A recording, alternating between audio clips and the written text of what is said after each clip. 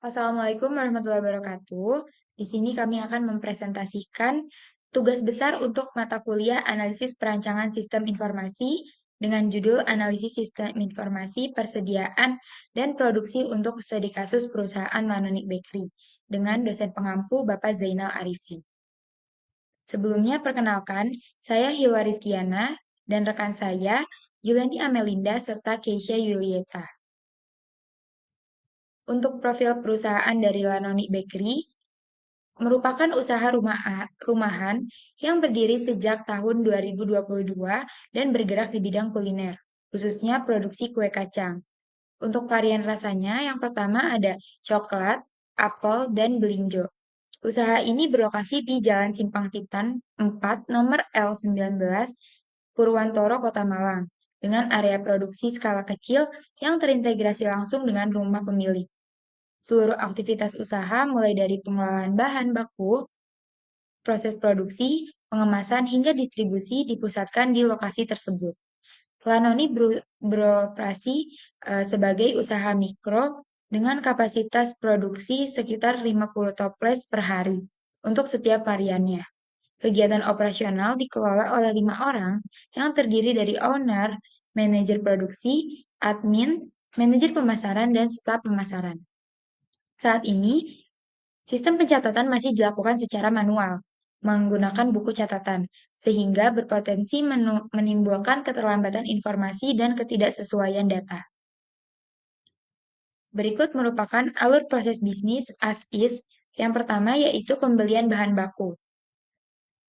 Pada tahap pertama, perusahaan melakukan pemesanan bahan baku ke pemasok, penerimaan bahan baku, pengecekan kualitas dan kuantitas. Untuk masalah potensialnya, tidak disebutkan sistem pendukung yang terintegrasi, sehingga kemungkinan proses masih banyak dilakukan secara manual. Selanjutnya ada penyimpanan bahan di gudang. Setelah bahan baku diterima, bahan disimpan di gudang. Proses ini meliputi pencatatan stok awal, penempatan bahan berdasarkan kategori, memastikan ketersediaan bahan saat dibutuhkan produksi. Untuk masalah potensialnya, yang pertama ada selisih stok, human error atau informasi stok terlambat. Selanjutnya ada proses produksi. Bahan baku yang tersedia mulai diproses untuk menjadi produk. Proses ini meliputi pengambilan bahan dari gudang, pengelolaan atau produksi, pengecekan kualitas produk akhir. Untuk masalah potensialnya, tidak adanya integrasi antara gudang dan produksi menyebabkan kebutuhan bahan tidak termonitor secara real time. Selanjutnya yaitu distribusi dan penjualan. Untuk bahan yang sudah jadi, produk harus dikemas, didistribusikan ke pelanggan, serta dilakukan transaksi penjualan. Untuk selanjutnya yaitu pencatatan persediaan secara manual. Ini merupakan poin masalah utama dari proses bisnis Lanoni. Pencatatan persediaan dilakukan secara manual menggunakan buku catatan, yang menyebabkan data tidak akurat, keterlambatan update informasi, rentan kesalahan input, sulit membuat laporan yang tepat. Pencatatan manual terhubung dengan proses distribusi atau penjualan, artinya update stok dilakukan setelah penjualan dan dilakukan secara manual. Walaupun proses bisnis ini masih linear dan berjalan, tetapi pencatatan persediaan belum otomatis, sehingga berisiko menyebabkan kesalahan stok dan keterlambatan informasi.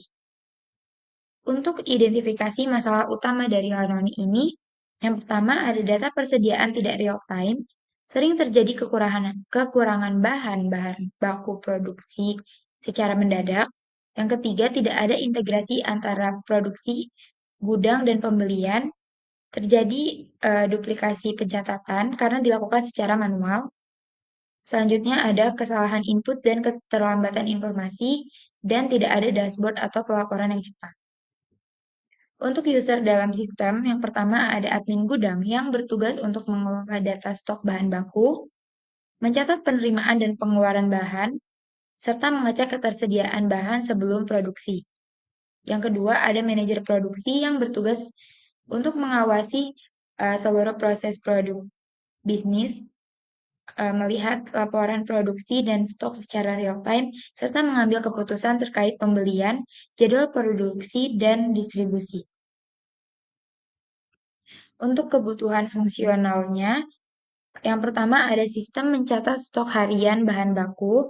Sistem harus dapat menyimpan jumlah stok setiap hari, menampilkan perubahan stok, menghindari pencatatan secara manual. Tujuannya untuk memastikan data ketersediaan bahan selalu akurat dan mudah untuk dipantau. Yang kedua ada sistem mencatat menggunakan bahan setiap batch produksi. Setiap kali produksi dilakukan, sistem harus mencatat bahan apa yang digunakan, berapa jumlah yang dipakai, serta itu untuk batch yang mana. Tujuannya untuk memudahkan perhitungan kebutuhan produksi dan pengendalian persediaan. Selanjutnya ada sistem mengeluarkan notifikasi reorder point. Jika stok sudah mencapai batas minimum, sistem harus otomatis memberikan peringatan kepada admin atau gudang, serta rekomendasi untuk melakukan pemesanan ulang. Selanjutnya ada sistem membuat laporan stok dan laporan produksi. Sistem harus dapat menghasilkan laporan. Yang pertama ada laporan stok harian, mingguan, atau bulanan, laporan keluar masuk bahan, serta laporan penggunaan bahan untuk produksi. Tujuannya untuk memudahkan pengambilan keputusan manajerial. Selanjutnya ada sistem mengelola data supplier. Sistem harus mampu menyimpan dan mengatur informasi seperti nama supplier, kontak, riwayat pembelian, serta kualitas dan waktu pengiriman. Tujuannya untuk memudahkan proses pembelian dan evaluasi kinerja supplier. Selanjutnya ada kebutuhan non-fungsional yang menjelaskan kualitas dan performa untuk meningkatkan kualitas dan performa dari Lanoni Bakery. Yang pertama, sistem harus mudah digunakan atau user-friendly. Yang kedua ada akses cepat. Yang ketiga ada keamanan data. Yang keempat adalah dapat diakses dari laptop ataupun HP. Yang kelima ada backup data secara otomatis. Yang tujuannya untuk mencegah kehilangan data jika terjadi kerusakan atau error pada perangkat. Selanjutnya ada diagram Moskow atau metode untuk mengelompokkan fitur berdasarkan prioritas. Yang pertama ada must have atau fitur inti yang harus ada dalam sistem agar sistem bisa berjalan. Yang pertama ada input stock, fitur untuk mencatat bahan baku masuk dari pembelian atau retur.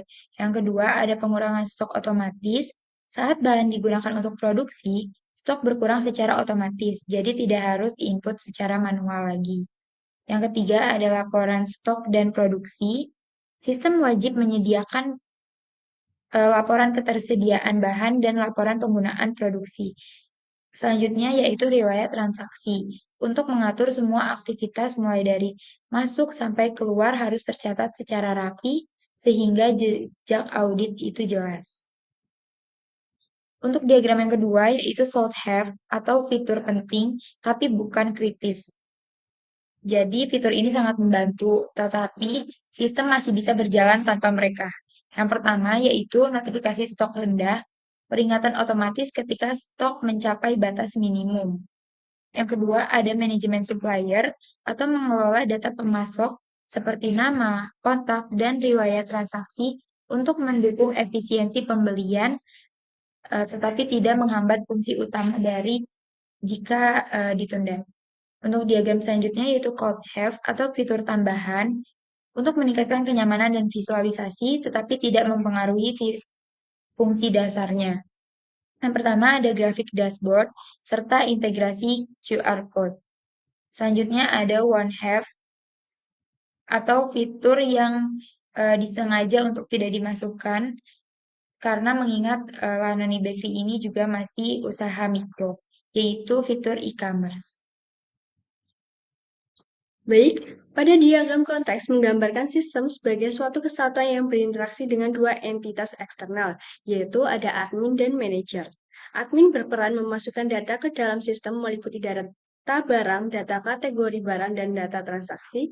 Setelah data diterima dan diproses, sistem memberikan konfirmasi atau notifikasi kepada admin sebagai tanda bahwa input berhasil dan telah dicatat. Sementara itu, manajer berinteraksi dengan sistem dengan mengirimkan permintaan laporan. Berdasarkan permintaan tersebut, sistem mengolah data yang tersimpan dan menghasilkan keluaran berupa laporan persediaan serta rekap transaksi. Kemudian mengirimkannya kembali kepada manajer sebagai bahan monitoring dan pengambilan keputusan. Pada DFD level 0, sistem website data barang Laononi ditampilkan sebagai proses utama, yakni proses 0 yang menerima aliran data dari admin, data yang masuk berupa input data barang dan input kategori barang, serta dapat mencakup transaksi sesuai kebutuhan sistem. Data yang diberikan admin selanjutnya diproses dan disimpan dalam sistem agar dapat diolah menjadi informasi. Setelah proses pengolahan selesai, sistem menghasilkan output berupa laporan data barang dan informasi terkait seperti persediaan rekap sesuai modul. Output ini kemudian dikirimkan kepada manajer sebagai pihak yang membutuhkan informasi untuk melihat kondisi data barang dan melakukan evaluasi operasional. Lalu selanjutnya pada DFD level 1, proses utama pada sistem diuraikan menjadi beberapa proses yang lebih detail, yaitu pengolahan data barang, pengolahan kategori barang, pencatatan transaksi stok, serta pembuatan laporan. Entitas yang terlibat tetap admin sebagai penginput dan manajer sebagai penerima laporan. Yang pertama, pada proses input data barang, admin melakukan input data barang ke sistem melalui proses input data barang.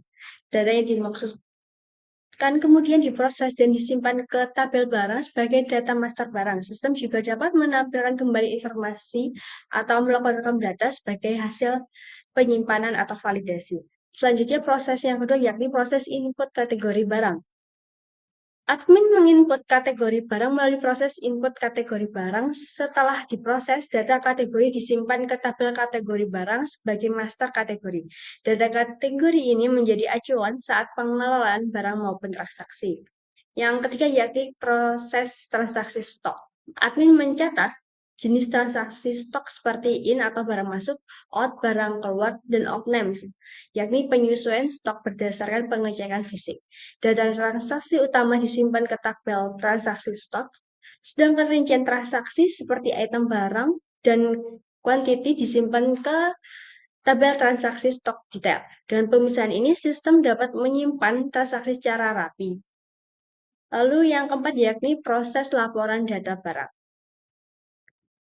Manajer mengajukan kebutuhan informasi atau laporan, lalu sistem menjalankan proses laporan data barang dengan menarik data dari tabel barang, tabel kategori barang, serta data transaksi stok.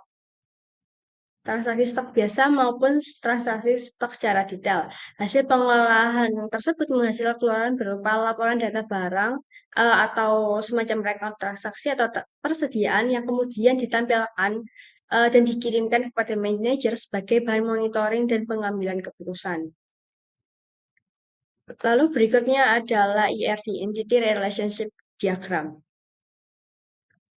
ERD pada sistem ini menggambarkan struktur basis data yang terdiri dari beberapa entitas utama, yaitu kategori barang, admin, transaksi stok, dan transaksi stok detail.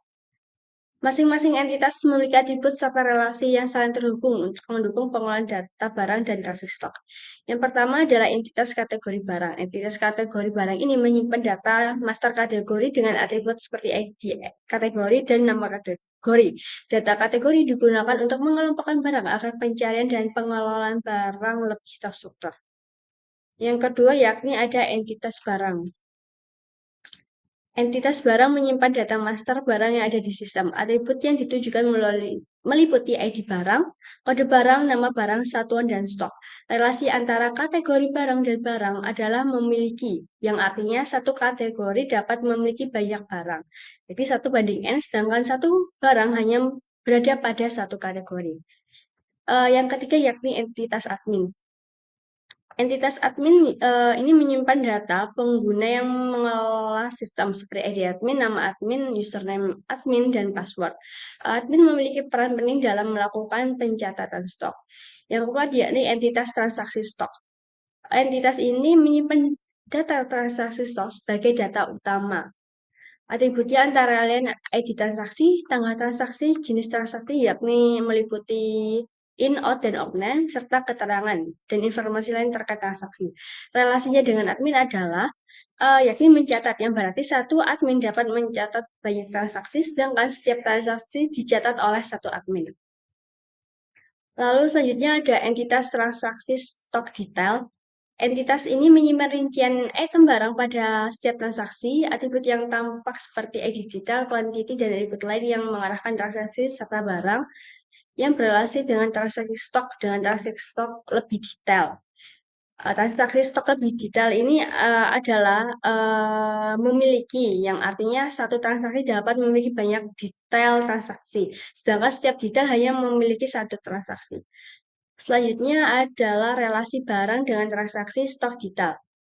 Relasi antara barang dan transaksi stok detail adalah mengacu, yang berarti satu barang dapat muncul di banyak detail transaksi, sedangkan setiap detail transaksi hanya mengacu pada satu barang. Relasi ini memungkinkan sistem mencatat barang apa saja yang terlibat dalam transaksi beserta jumlahnya.